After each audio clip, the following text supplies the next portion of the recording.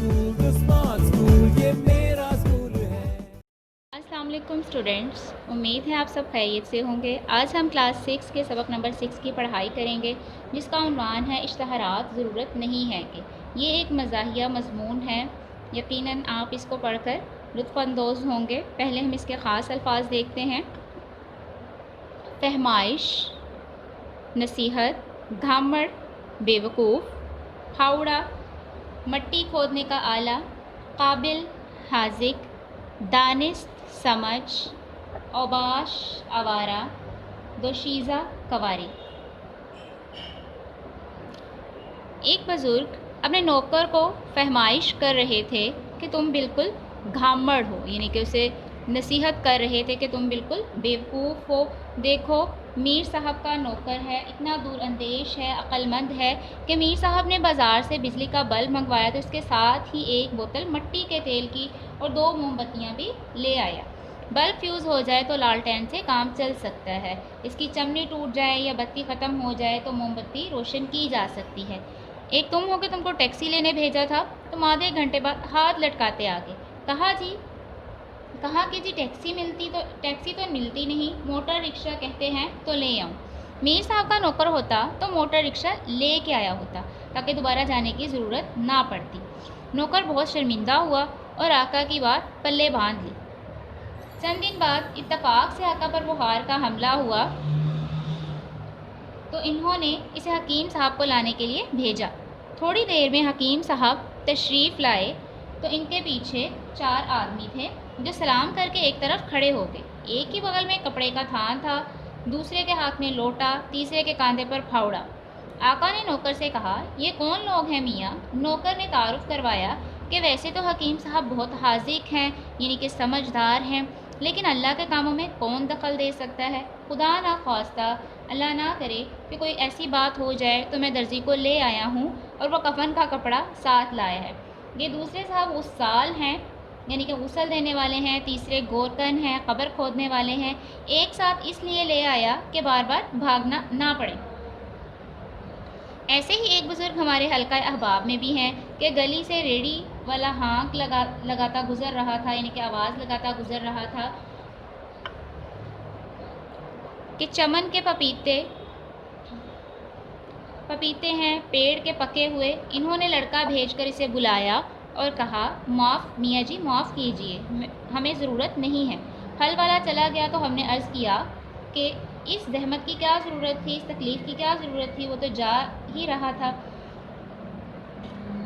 इसे रोकना क्या ज़रूर था। बोले, एहतियात का तकाजा था कि इस पर बात वाज़ेह कर दी जाए और माज़रत भी की जाए, क्योंकि बेचारा इतनी दूर से इतनी उम्मीद लेकर फल बेचने आता है।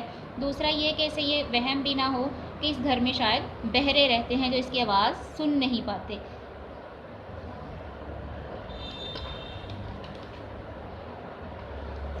बाकी भी आप इसी तरह नेक्स्ट पेज है उसकी रीडिंग करेंगे।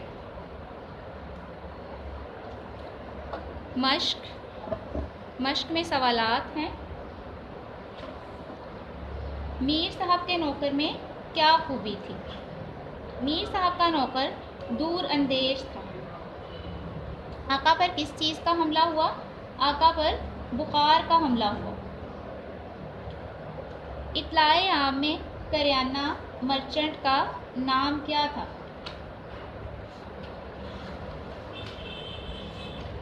इत्लाए आम में करियाना मर्चेंट का नाम मोहम्मद दीन वल फतेह दीन था। पंजाबी नौजवान को रिश्ते की ज़रूरत क्यों ना थी? पंजाबी नौजवान को इसलिए रिश्ते की ज़रूरत नहीं थी कि वो पहले से शादीशुदा था। बुज़ुर्ग ने अपने नौकर को क्या लेने भेजा था? बुज़ुर्ग ने अपने नौकर को हकीम साहब को लेने के लिए भेजा था। सबक में मौजूद इश्तहारात के उन्वानात क्या हैं? इत्लाए आम किराए के लिए खाली नहीं है। अदम ज़रूरत रिश्ता, दाखिले जारी ना रखिए। अदम ज़रूरत रिश्ता का क्या मतलब है? अदम ज़रूरत रिश्ता का मतलब है कि रिश्ते की ज़रूरत नहीं है। किस शहर के कॉलेज दाखिले के लिए इश्तहार दे रहे थे? कराची के कॉलेज दाखिले के लिए इश्तहार दे रहे थे। नेक्स्ट एराब है। एराब मैंने लगा दिए हैं। गस्साल, زحمت، معذرت، حاضر، دور اندیش۔ جملے ہیں ہاتھ لٹکاتے آنا، پلے باندھ لینا، عہدہ بر ہونا، سوال پیدا ہونا۔ ان الفاظ کو آپ جملوں میں استعمال کریں گے۔ گورکن اور غسال کیا کام کرتے ہیں؟ گورکن قبر کھودتا ہے اور غسال مردے کو غسل دیتا ہے۔ کثیر الانتخابی سوالات ہیں۔ ایک بزرگ کس کو فہمائش کر رہے تھے؟ نوکر کو۔ اسی طرح باقی بھی آپ درست جواب کا انتخاب کریں گے۔